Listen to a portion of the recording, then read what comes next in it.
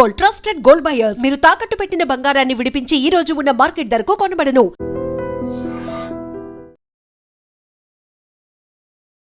నమస్తే, welcome to iDream talking point with కవిత.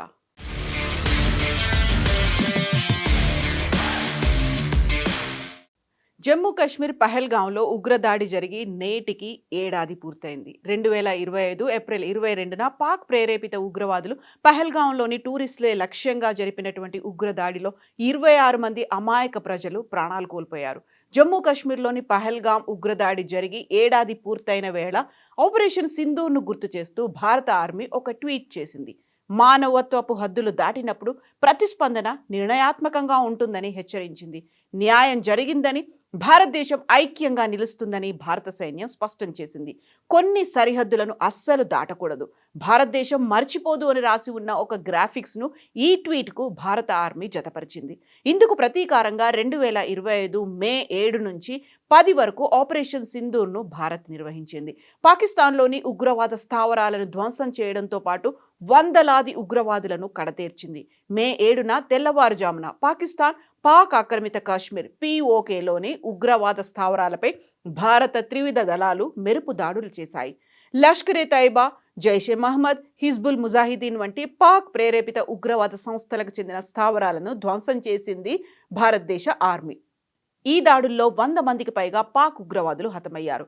ఈ ఘటనలో లష్కరే తోయిబా సంస్థ అధినేత హఫీజ్ మహమ్మద్ సయీద్ సమీప బంధువులు కూడా మరణించారు. దీంతో బార్డర్లో కాల్పులను పాక్ తీవ్రతరం చేసింది. డ్రోన్లతో భారత సరిహద్దు ప్రాంతాలపై దాడులు చేసేందుకు ప్రయత్నించింది. వీటిని భారత గగనదళ రక్షణ వ్యవస్థలు సమర్థంగా తిప్పికొట్టాయి. భారత మిసైల్, డ్రోన్, వైమానిక దాడుల్లో పాక్లోని సైనిక, వైమానిక స్థావరాలు దారుణంగా దెబ్బతిన్నాయి. ఈ దుస్థితిలో మే 10న కాల్పుల విరమణకు తాము సిద్ధమని భారత్ను పాక్ వేడుకుంది. అందుకు వెంటనే భారత్ అంగీకారం తెలిపింది. ఈ ఉగ్రదాడిపై మోదీ సర్కార్ ఆగ్రహం వ్యక్తం చేసింది. ఇది పాకిస్తాన్ ప్రేరేపిత ఉగ్రవాద చర్యగా భావించింది.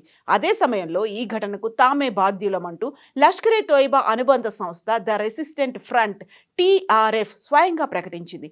ఈ దారుణానికి కర్త కర్మ క్రియ అంతా పాకిస్తానే అని దాని ద్వారా స్పష్టమైంది. టూరిస్టులను చంపే ముందు వారి మతం అడిగి మరీ ఉగ్రవాదులు ప్రశ్నలు అడిగినట్లుగా వెల్లడైంది.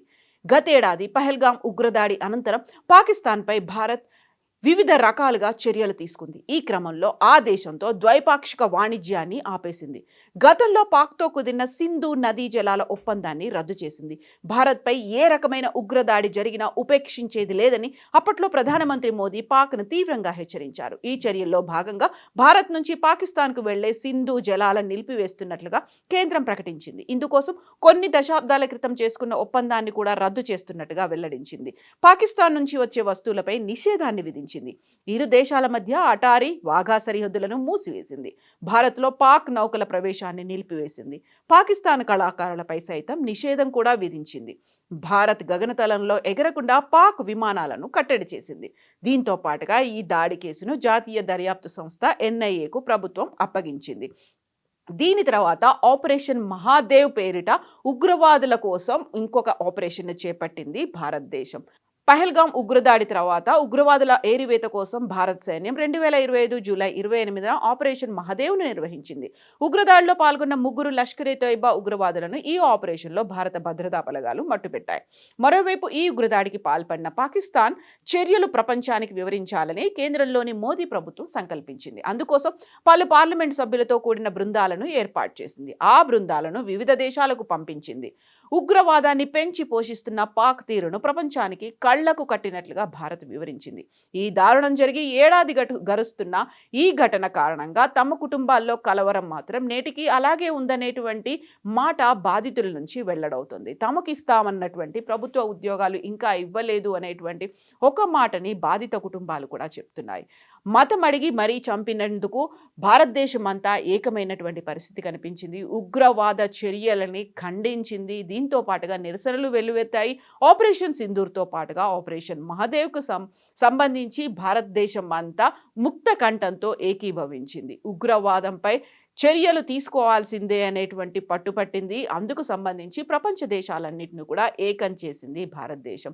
1 ఇయర్ కంప్లీట్ అయింది కాబట్టి ఇప్పుడు మళ్ళీ తమ అస్తిత్వాన్ని, తమ ఉనికిని చాటుకోవాలని పాకిస్తాన్ అక్కడ ఉన్నటువంటి ఉగ్రవాద ప్రేరేపిత సంస్థలు కూడా ప్రయత్నిస్తున్నాయి అనేటువంటి సమాచారం మన ఇంటెలిజెన్స్ కూడా అందింది. బార్డర్‌లో హై అలర్ట్‌గా ఉండాలి అనేటువంటి సమాచారాన్ని ఆర్మీకి కూడా ఇచ్చాయి కేంద్ర నిఘా సంస్థలు.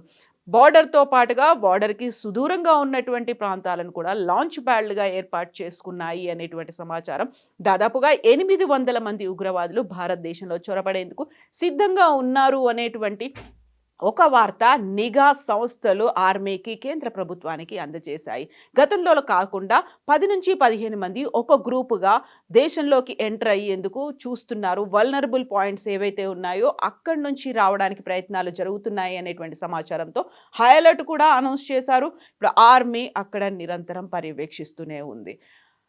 ఈ ఘటనకి సంబంధించి అసువులు బాసినటువంటి పర్యాటకులకి ఐ డ్రీమ్ నివాళులు చెప్తోంది. ఓవరాల్‌గా ఇలాంటి ఇన్సిడెంట్స్ జరగకుండా ఉండాలంటే ఏం చేయాలంటారో కామెంట్స్ రూపంలో తెలియజేయండి.